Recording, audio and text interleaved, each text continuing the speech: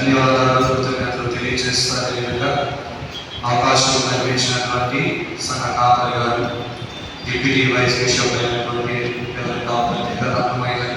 వారికి, అదేవిధంగా టీసీసీ వారికి, డీకన్స్కి, సంఘటనలకు, సేవ సమాజం వారికి వచ్చినటువంటి మీ అందరికీ కూడా ఈ సాయంకాలం శుభాలు తెలియజేస్తూ ఉన్నాం. ఈరోజు మన లేఖన ధ్యానాంశము దేవాలయము శుద్ధి చేయుట అనేటువంటి ధ్యానాంశం మాత్రం ఏర్పాటు చేయడం జరిగింది. మత్తయి సువార్త 21వ అధ్యాయము 10 నుండి 11 వచనం వరకు మనం చదవగా విని ఉన్నాం. మొదటగా ఈ మత్తయి సువార్త గురించి కొన్ని విషయాలను మీతో పంచుకోవాలని ఆశపడుతున్నాం. ఈ మత్తయి సువార్త ఒక యూదునిచ్చే యూదుల కొరకు రాయబడినటువంటి సువార్త, ఒక యూదునిచ్చే యూదుల కొరకు రాయబడినటువంటి ఈ సువార్త. మత్తయి దీనిని రచించిన వాడుగా కనబడుతున్నాడు. ఈ సువార్తలో ప్రాముఖ్యమైనటువంటి అంశము యేసుక్రీస్తుని యూదుల రాజుగా ప్రకటించుట మత్తయి దీనిలో ప్రాముఖ్యమైనటువంటి అంశంగా ఏర్పరచుకున్నాడు. అయితే ఈ మత్తయి అనే పేరుకు యెహోవా దానము, యెహోవా ఇచ్చిన దానము అనే పేరు అర్థము. ఈ మత్తయి అనేటువంటి రచయితకు లేవి అనే మరొక పేరు కూడా ఉంది.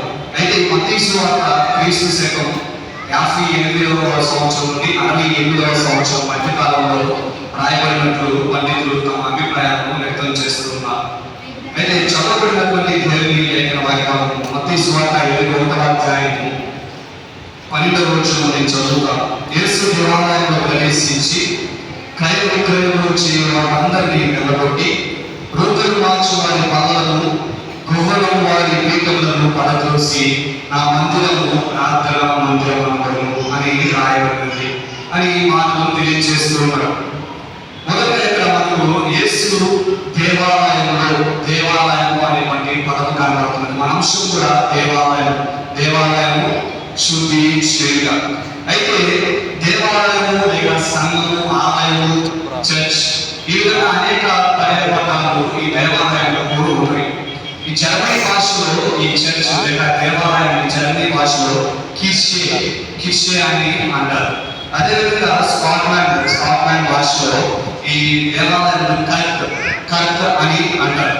అదేవిధంగా గ్రీకులో కురియాపోన్ అంటారు.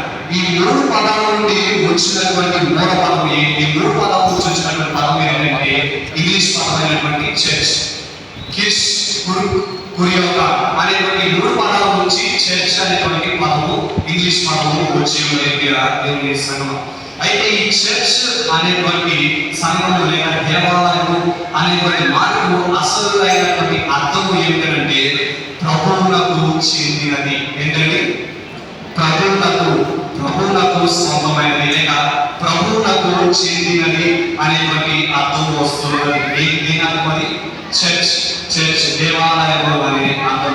అయితే ఈ దేవాలయము ఏ విధంగా దేవుడు ఏర్పరచుకున్నాడు అనే విషయాన్ని చూస్తే మత్తయి సువార్త 8 వచనంలో ఆయన తన ప్రజలతో అని కనబడుతున్నది. అదేవిధంగా కొలస్సీ 1:27లో ప్రజలలో ఆయన తన ప్రజలలో, మొదటిగా ప్రజలతో, రెండవదిగా ప్రజలలో, మూడవదిగా ఎఫెసీ 1:12 వచనంలో మధ్యలో చెప్తున్నాను. మొదటిగా ఆయన తన ప్రజలతో, రెండవదిగా ఆయన తన ప్రజలలో, మూడవదిగా ఆయన తన ప్రజల మధ్యలో. ఈ మూడింటి ప్రజలలో ప్రజల మధ్యలో నివసించడానికి ఏర్పరచుకున్నటువంటి దేవాలయమే ఈ చర్చ్, దేవాలయము అని చెప్పేసి తెలియజేస్తూ ఉన్నాడు. అయితే 1 కొరింథీయుల పత్రిక 3వ అధ్యాయం 16వ వచనంలో చాలా స్పష్టంగా కనబడుతున్నది. మీరు దేవుని ఆలయమై ఉన్నారని, దేవుని ఆత్మ మీలో నివసించుచున్నదని మీరు ఎరుగరా అని మాట కనబడుతుంది. ఏంటంటే మీరు దేవుని ఆలయమై ఉన్నారని, దేవుడు ఆత్మ మీలో నివసించుచున్నదని మీరు ఎరుగరా అనేటువంటి మాట ఇక్కడ కొరింథీ సంఘంతో మాట్లాడుతున్నాడు. అయితే మనం ఆలోచన చేయాలి, దేవుని సంఘం మనందరం కూడా దేవుని ఆలయమై ఉన్నాము. శరీరముగా మానవ శరీరంలో ఉన్నటువంటి మనందరం కూడా ఏమై ఉన్నామండి? దేవుని ఆలయమై ఉన్నాము. కానీ నేడు ఆ ఆలయము అనేది అనేకమైనటువంటి ఒక ప్రదేశాల్లో ఒక సంస్థగాను ఈ ఒక పరిధికి చెందినట్టుగా కనబడుతుంది. మనలోని అనేక డినామినేషన్స్ కనబడుతుంది, అనేక ప్రాంతాలకు చెందినటువంటి సంఘాలుగా మన సంఘాలు కనబడుతుంది. మన ఈఎల్సి లూథరన్ సంఘం ఒక డినామినేషన్ గా, బాప్టిస్ట్ సంఘం ఒక డినామినేషన్ గా, సిఎస్ఐ అని, ఆర్సిఎం అని, పెంటెకోస్తల్, ఈ విధంగా అనేక డినామినేషన్స్ గా మన సంఘము వేరు ప్రస్తుత సమాజంలో వేరువేరుగా కనబడుతూ ఉన్నాయి. అయితే ఇక్కడ హ్యాన్స్కూన్ అనేటువంటి ఒక పత్రికలు ఒక మాటను చాలా చక్కగా తెలియజేస్తున్నాడు. హ్యాన్స్కూన్ అనే ఒక పత్రికలు ఏమంటున్నాడంటే, మనందరం కూడా ఒక ప్రదేశాల్లో లేదా ఒక సంస్థతో ఒక డినామినేషన్తో వేరువేరుగా దేవుడికి మనం పూజలు చేస్తున్నాం, దేవుడిని ఆరాధిస్తున్నాం. కానీ ఆయన అంటున్నాడు, ప్రభువు ఒక్కడే, మనందరికీ ప్రభువు ఒక్కడే, మనందరికీ తండ్రి ఒక్కడే, పరిశుద్ధాత్మ దేవుడు ఒకడే, బాప్తిసం ఒకటే, సంఘం ఒకటే, ప్రభు బల ఒకటే, పరలోక రాజ్యం కూడా మనందరికీ ఒకటే అనేటువంటి విషయాన్ని హ్యాన్స్కూన్ అని తెలియజేస్తున్నాడు. ప్రస్తుత సమాజంలో మనము ఆయా రీతులుగా ఆయా సంస్థలను బట్టి, డినామినేషన్స్ బట్టి, ప్రాంతాల వారిగా మనం వేరువేరుగా ఉండొచ్చు. కానీ మనందరం కూడా ప్రభువులో ఏకమై ఉన్న మనందరం కూడా ప్రభువులో ఒకటే. మనకు ప్రభు ఒకటే, క్రీస్తు ఒకటే, రక్షణ ఒకటే, బాప్తిసం ఒకటే, పరలోక రాజ్యం కూడా ఒకటే అనేటువంటి విషయాన్ని ఇక్కడ భక్తులు తెలియజేస్తున్నారు. అదేవిధంగా లేవియా గ్రంథంలో 11వ అధ్యాయంలో 44వ వచనంలో చూసిన, 19వ అధ్యాయం 2వ వచనంలో, అదేవిధంగా మొదటి పేతురు 1వ అధ్యాయం 14 నుంచి 16 వచనంలో చూస్తే మనకు బాగా సుపరిచితమైనటువంటి వాక్యం, నీ దేవుడే యెహోవాను నేను పరిశుద్ధుడు కనుక మీరు కూడా పరిశుద్ధులై ఉండుడి అనేటువంటి విషయాన్ని తెలియజేస్తూ ఉన్నాడు. ప్రియ దేవుడా, అనగా ఇక్కడ మనం ఆలోచన చేయాలి.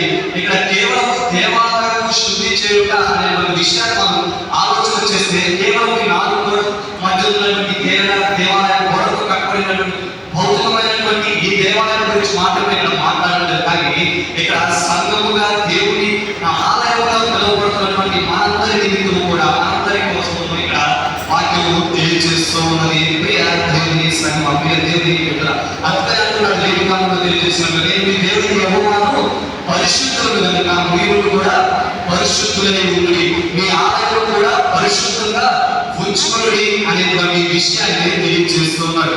19వ శతాబ్దంలో ఒక గొప్ప ప్రసంగికుడైనటువంటి చార్లెస్ స్పర్జన్ అనేటువంటి ఒక ఆయన ఈ విషయాన్ని తెలియజేస్తున్నాడు. తన దేవాలయం కంటే దేవుని హృదయములకు అత్యంత ప్రియమైనది ఈ లోకంలో ఏది లేదు అని చార్లెస్ స్పర్జన్ తెలియజేస్తున్నాడు. ఏంటంటే, మన హృదయం కంటే, దేవాలయం కంటే, హృదయం అనేటువంటి మన ఆలయం కంటే దేవుడికి అత్యంత ప్రియమైనది ఈ లోకంలో ఏది కూడా లేదంట అని ఆయన చార్లెస్ స్పర్జన్ తెలియజేస్తున్నాడు. దేవాలయం అంటే కేవలం భౌతికంగా కట్టబడినటువంటి ఈ దేవాలయం గురించి మాత్రమే కాదు, కానీ హృదయము అనేటువంటి ఆలయం గురించి దేవుడు మాట్లాడుతున్నాడు. ప్రియ దేవుని సంగమం, అయితే ఆ ఆలయంలో దేవుడు నివసించడానికి ఇష్టపడుతూ ఉన్నాడు. ఎటువంటి ఆలయంలో అంటే మన హృదయం అనేటువంటి ఆలయంలో, దేవాలయంలో ఆ దేవుడు నివసించడానికి ఇష్టపడుతూ ఉన్నాడు. మరి ఆయన నివసిస్తున్నటువంటి సంఘము అదే ఈ దేవాలయం, మన హృదయము అని ఇక్కడ భక్తులు తెలియజేస్తూ ఉన్నాడు. ఇక్కడ మనకు ఒక విషయాన్ని, ఒక సందర్భంలో తెలియజేయాలని ఆశపడుతున్నాం. లూకా సువార్త 5వ అధ్యాయం 12వ వచనం ఒకసారి చదువుతాం. లూకా సువార్త 5వ అధ్యాయం 12వ వచనం, ఆయన ఒక పట్టణంలో ఉన్నప్పుడు కుష్ఠరోగంతో ఉండిన ఒక మనుషుడు లేను. యేసును చూచి సాగిలపడి, ప్రభువా నీకు ఇష్టమైతే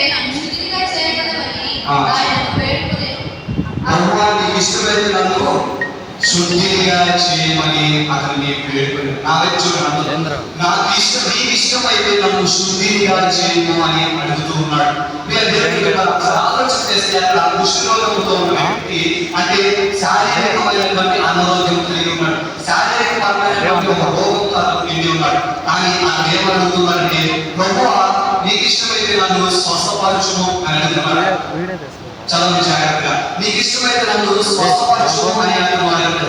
నీకు ఇష్టమైతే నన్ను శుద్ధిగా చేయము అని అడుగుతున్నాడు. ప్రియ దేవుని బిడ్డ, అక్కడ శుద్ధిగా చేయము అనేటువంటి మాటను ఉపయోగించి ఉంటారు. కారణం ఏంటంటే అతను కేవలం శారీరకంగా కలిగి ఉన్నటువంటి కుష్ఠరోగమును స్వస్థపరచు అని అక్కడ అడగదండి.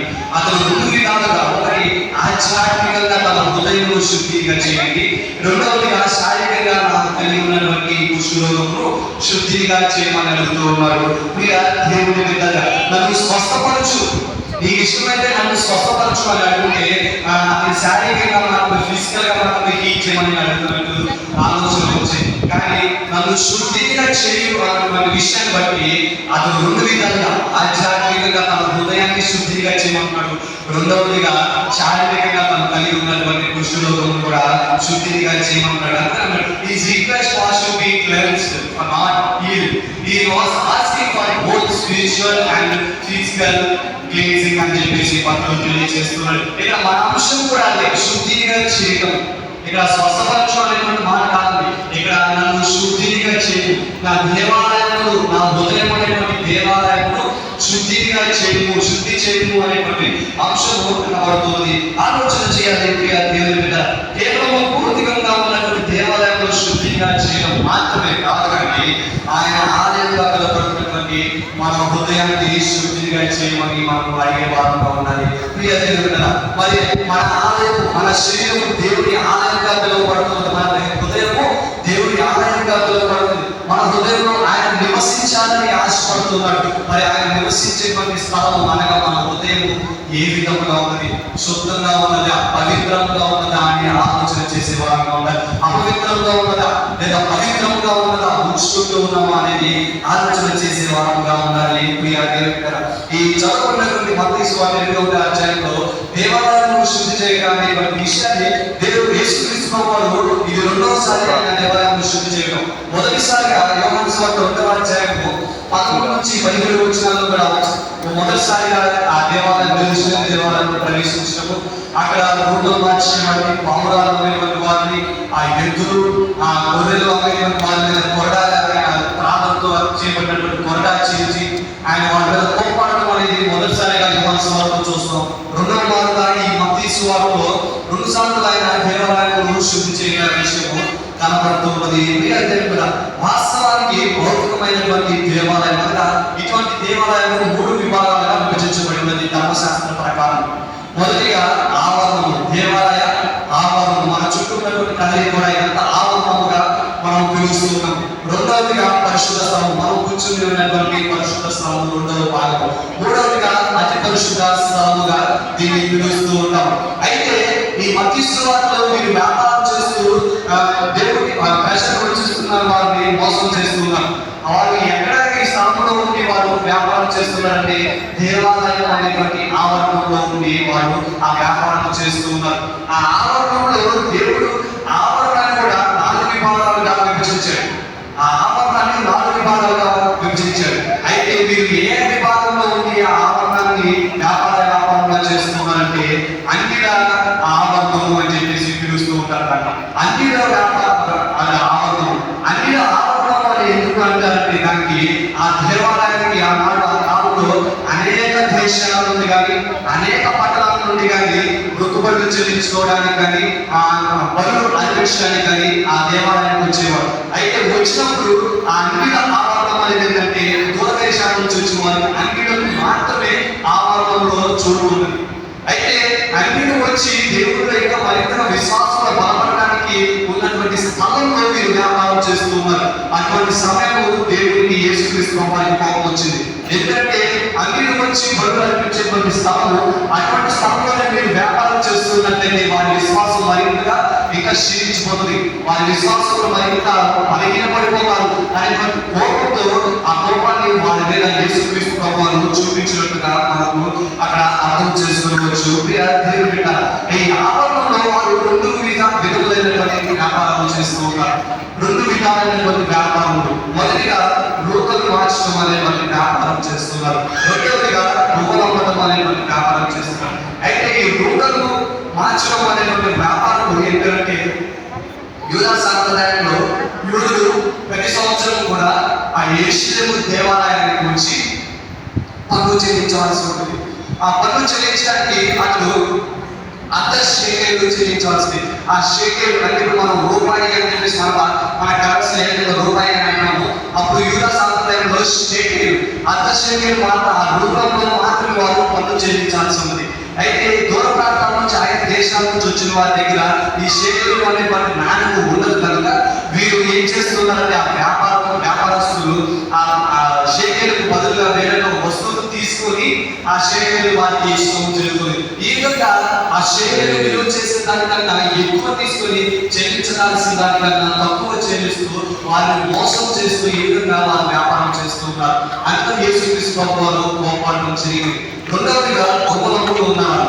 దొంగలమ్మడం అంటే దాని అర్థం ఏంటంటే అక్కడ ఈ యూదులు ఆ దేవాలయానికి వచ్చినప్పుడు దేవుడు వారి జీవితాల్లో చేసినటువంటి ఆశ్చర్య కార్యాలు లేదా దేవుడు వారు మొక్కున్నటువంటి మొక్కుబడి కానుకలు కృతజ్ఞత కానుకలు వారు బలులు అర్పించవలసి ఉంది. ఈ గోలను వారు అర్పించవలసి ఉంది. అయితే ఈ గోలను వీరు వ్యాపారం చేస్తూ అలా అమ్మడము కొనడము ఈ విధంగా వ్యాపార స్థాయిలో మార్కెట్ చేసి అందుకనే దేవుడికి చాలా కోపం వచ్చేసింది. యేసుక్రీస్తు వారు కోపపడి వారి మీద పడతోసి వారి మీద కోపడము కనబడుతుంది. ప్రియ దేవుడు మనం ఆలోచన చేద్దాం. ఇది కేవలం ఒక భౌతికమైనటువంటి యెరూషలేము దేవాలయం మాత్రమే. అటువంటి ఒక మానవుడు సొలొమోను రాజు కట్టించినటువంటి లేదా ఒక మానవుడు నిర్మించినటువంటి ఆ దేవాలయాలను వ్యాపార స్థలంలో మార్చి ఉన్నారనే విషయం తెలిసినటువంటి యేసుక్రీస్తు వారికి అంత కోపం వచ్చినట్టే దేవుని ఆలయంలో పిలువబడినటువంటి మన హృదయము ఒకవేళ ఇటువంటి వ్యాపారంతో ఇటువంటి లోకానుసారమైనటువంటి జీవితంతో ముడిపడి ఉన్నట్లయితే దేవుడు ఎంత కోపం తెచ్చుకుంటాడు, ఆయన ఎంత కోపం తెచ్చుకునేవాడుగా ఉంటాడు అనే విషయాన్ని మనం ఆలోచన చేయాలి. ఇక మన శరీరం కూడా ఒక ఆవరణంగా పిలుస్తూ ఉన్నది.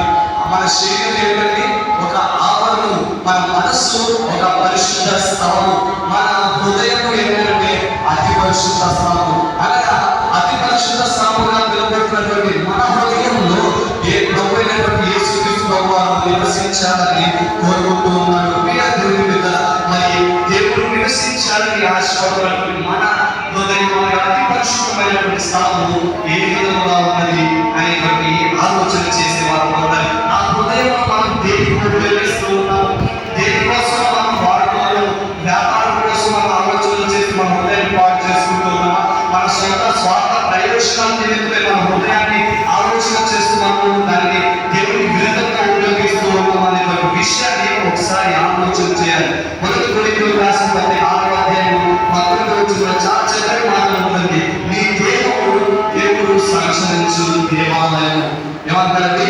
నీ దేహము అనగా శరీరము, నీ శరీరము దేవుడు సంచరించు దేవాలయము అని చెప్పేసి ఇక్కడ తెలియజేస్తున్నాడు. చూద్దాం 6వ అధ్యాయం 19వ వచనంలో మీ దేహము దేవుని వలన మీకు అనుగ్రహింపబడి మీలో ఉన్న పరిశుద్ధాత్మకు ఆలయమై ఉన్నదని మీరు ఏమంటున్నారంటే మీ దేహము దేవుని వలన మీకు అనుగ్రహింపబడి ఉన్నది, మీలో ఉన్న పరిశుద్ధాత్మకు ఆలయమై ఉన్నదని మీ దేహము మీరు ఎరుగరాలనే విషయాన్ని తెలియజేస్తున్నాడు. ఒకసారి ఆలోచన చేద్దాం. ఎన్ని కోట్లు ఖర్చు పెట్టి ఎన్ని లక్షలు ఖర్చు పెట్టి మనం ఇంతటి దేవాలయం కట్టుకున్నా కానీ దేవుడు ఈ దేవాలయంలో కన్నా దేవాలయం హృదయం అనేటువంటి పిలువబడినటువంటి నీ హృదయంలో దేవుడు నివసించడానికి ఇష్టపడుతున్నారండి. ఇటువంటి దేవాలయం ఎన్ని కోట్లు పెట్టి ఖర్చు పెట్టి కట్టినా కానీ ఈ దేవాలయం పిలువబడినటువంటి నీ హృదయంలో దేవుడు నివసించడానికి ఇష్టపడుతున్నారు. అదే విషయాన్ని సొలొమోను మహారాజు యెరూషలేము దేవాలయం కట్టించాడు. ఎంతో సముద్రముగా బంగారములు ఆయా సామగ్రిలు ఆయా దేశాల నుంచి ఇంపోర్ట్ చేసుకుని ఆయన అతి సుందరంగా యెరూషలేము దేవాలయాన్ని కట్టించాడు. కట్టించిన తర్వాత ఆయన ఏం రియలైజ్ అయ్యి ఏమన్నాడు ఒకసారి చూద్దాం. 2వ దినవృత్తాంతాలు 6వ అధ్యాయం 18వ వచనం. దేవాలయం నిర్మించాడు, ఎంతో సుందరంగా నిర్మించాడు. నిర్మించిన తర్వాత సొలొమోను మహారాజు రియలైజ్ అయ్యాడు. ఏమని రియలైజ్ అయ్యాడు? 2వ దినవృత్తాంతాలు 6వ అధ్యాయం 18వ వచనం. మనుషులతో కలిసి దేవుడు భూమి యందు నివాసం చేయున ఆకాశమును మహాకాశమును నిన్ను పట్టచాలవే, నేను కట్టిన ఈ మందిరము నిన్ను పట్టునా దేవా యెహోవా. మనుషులతో కలిసి దేవుడు నివాసము భూమి మీద చేయున. ఏమంటున్నాడండి? మనుషులతో కలిసి దేవుడు ఈ భూమి మీద నివాసం చేయగా ఆకాశములు మహాకాశములు నిన్ను పట్టజాలవే, నేను కట్టిన ఈ మందిరంలో నిన్ను పట్టునా అనేటువంటి విషయాన్ని ఇక్కడ సొలొమోను మహారాజు రియలైజ్ అవుతున్నాడు. ఎంతో సుందరంగా ఎంతో ఖర్చు పెట్టి ఆ బంగారంతో ఆయన దేవాలయం సుందరంగా నిర్మించి ఉన్నాడు. అయితే నిర్మించిన తర్వాత సొలొమోను రియలైజ్ అవుతున్నాడు, నువ్వు నివసించడానికి మందిరం నీకు సరిపోవునా, నీకు పట్టున ఆకాశ మహాకాశములు నువ్వు పట్టజాలవే అనేటువంటి విషయాన్ని ఇక్కడ సొలొమోను మహారాజు అంటున్నాడు. దేవుని బిడ్డ, అయితే ఇటువంటి మహోన్నతుడైనటువంటి దేవుడు అటువంటి సుందరమైనటువంటి దేవాలయంలో నివసించడానికన్నా నీ హృదయంలో నివసించడానికి, ఆలయంగా పిలువబడినటువంటి నీ హృదయంలో నివసించడానికి ఆయన ఇష్టపడుతూ ఉన్నాడు. ప్రియ దేవుని బిడ్డ, కేవలం ఆయన నివసించడానికి సరిపోయే స్థలం ఏంటంటే మన హృదయం మాత్రమే. నీ హృదయం మాత్రమే అది సరిపోయే స్థలముగా ఆయన చెబుతూ ఉన్నారు. ఎవరైనా వాస్తవానికి మన ఇంటికి వస్తే సహజంగా ఎవరైనా కట్టుబడి మన ఇంటికి వస్తున్నారంటే మనం ఏం చేస్తాం, ఇల్లంతా కూడా బాగా శుభ్రం చేసుకుంటూ శుభ్రంగా ఉంచుకుంటాం. మరి దేవుడు మన శరీరం అనేటువంటి మన హృదయం అనేటువంటి దేవాలయంలోకి రావడానికి సిద్ధంగా ఉన్నాడు, ఇష్టపడుతూ ఉన్నాడు. ఆయన మన హృదయంలోకి వస్తున్నప్పుడు మనం మన హృదయాన్ని ఏ విధంగా ఉంచుకుంటున్నాం. ఒక గెస్ట్ వస్తుంది, మనం ఇంటిని శుభ్రంగా చేసుకుంటామే, మరి మన హృదయంలోకి ఆయన రావాలని ఆశపడుతూ ఉన్నాడు. మన హృదయం మరి ఆయన ఉండడానికి పరిశుద్ధంగా ఉందా, ఎందుకంటే నేను పరిశుద్ధుని కనుక మీరు పరిశుద్ధులే ఉంటుంది అని చెప్పేసి దేవుని వాక్యం తెలియజేస్తున్నది. ఆ విధంగా దేవుడు సాధిస్తున్నాడు. మరి మన హృదయం పరిశుద్ధంగా ఉన్నదా అనేటువంటి విషయాన్ని ఇక్కడ తెలియజేసే మనగా ఉండాలంటే ఆ దేవుడి భౌతికమైనటువంటి ఆ దేవాలయం వారి వ్యాపారంగా చేసి పాడు చేస్తే దేవుడు అంతా గొప్పపడ్డాడు. మరి ఆయన హృదయంగా మరి ఆయన ఆలయంలో ఉన్నటువంటి మన హృదయాన్ని మనము పాడు చేస్తున్నట్లయితే దేవుడు ఊరుకోగలరా, దేవుడు సహించగలరా అనేటువంటి విషయాన్ని కూడా మనం ఆలోచన చేయాలి. అదే అంటున్నాడు మొదటి కొరింథీయుల పత్రిక 3వ అధ్యాయము 7-15 వచనంలో ఏమంటాడంటే, ఎవడైనా దేవుని ఆలయమును పాడు చేసిన ఎడల దేవుడు వారిని పాడు చేయు. ఏమన్నాడంటే, ఎవడైనా దేవుని ఆలయమును పాడు చేసిన ఎడల దేవుడు వారిని పాడు చేయు. లేక మన హృదయం మనము పాడు చేస్తున్నట్లయితే, మన హృదయం మనం అపవిత్రం చేస్తున్నట్లయితే దేవుడు మన హృదయంలో నివసించడానికి ఇష్టపడతాడని, మనం పాడు చేస్తానని చెప్పేసి దేవుడు ఆయన ఉగ్రతని తెలియజేస్తున్నాడు, ఉగ్రతను మనకు తెలియజేస్తున్నాడు. అయితే హృదయం అనేటువంటి దేవుని ఆలయము పాడు చేస్తున్నటువంటి శరీర క్రియలను మనం విడిచిపెట్టే వారు ఉండాలి. మన హృదయం అపవిత్రంగా నిలబడి ఉన్నదండి. అపవిత్రంగా ఉన్నదంటే ఏంటంటే మన శరీరంలో ఉన్నటువంటి మన క్రియలే, ఆ క్రియలే మనకు కారణంగా ఉంటుంది. గలతీయులకు రాసినటువంటి 5వ అధ్యాయం 19వ వచనం చదువుతాం. ఆ శరీర క్రియలు మన హృదయంలో పాడు చేస్తున్నటువంటి శరీర క్రియలు ఏంటో ఇలా స్పష్టంగా కనపడుతుంది. శరీర కార్యములు స్పష్టమైనవి మరి అదేమనగా చారత్వము, అపవిత్రత, కామతత్వము, విగ్రహారాధన, అభిషారము, ద్వేషములు, కలహములు, మత్సరములు, క్రోధములు, కక్షలు, భేదములు, విమతములు, అసూయ, మత్తములు, అల్లరితో కూడిన ఆటపాటలు మొదలైనవి చెప్పేసి చాలా స్పష్టంగా తెలియజేస్తున్నాడండి. దేవుడు నివసించడానికి మన హృదయంలో ఇష్టపడుతూ ఉన్నాడు. అయితే మన హృదయము ఈ శరీర కార్యాలతో దేవుడి, అందుకని ఆయన మన హృదయంలో నివసించడానికి ముందుకు రావట్లేదు. అయితే అంటున్నాడు, ఈ శరీర క్రియలు నీలో ఏదైనా కలిగి ఉన్నట్లయితే వాటిని విడిచిపెట్టు, అప్పుడు నీ హృదయంలో నేను నివసించడానికి సిద్ధంగా ఉన్నానని చెప్పేసి దేవుడి వాక్యము తెలియజేస్తున్నది. ప్రియ దేవుడు పత్రిక 3వ అధ్యాయంలో 5వ వచనంలో, కావున భూమి మీద ఉన్న మీ అవయవములను అనగా చారత్వము, అపవిత్రతను, కామతత్వము, దురాశను, విగ్రహారాధనను, ధనాపేక్షను చంపివేయండి. ఇవన్నీ కూడా శరీర కార్యాలుగా, ఇవన్నీ కూడా శరీర క్రియలుగా చెప్పబడుతుంది. ఇవన్నీ కూడా మన హృదయంలో ఉన్న కాలంలో దేవుడు మన హృదయంలో రావడానికి ఇష్టపడుతుంది అని దేవుని.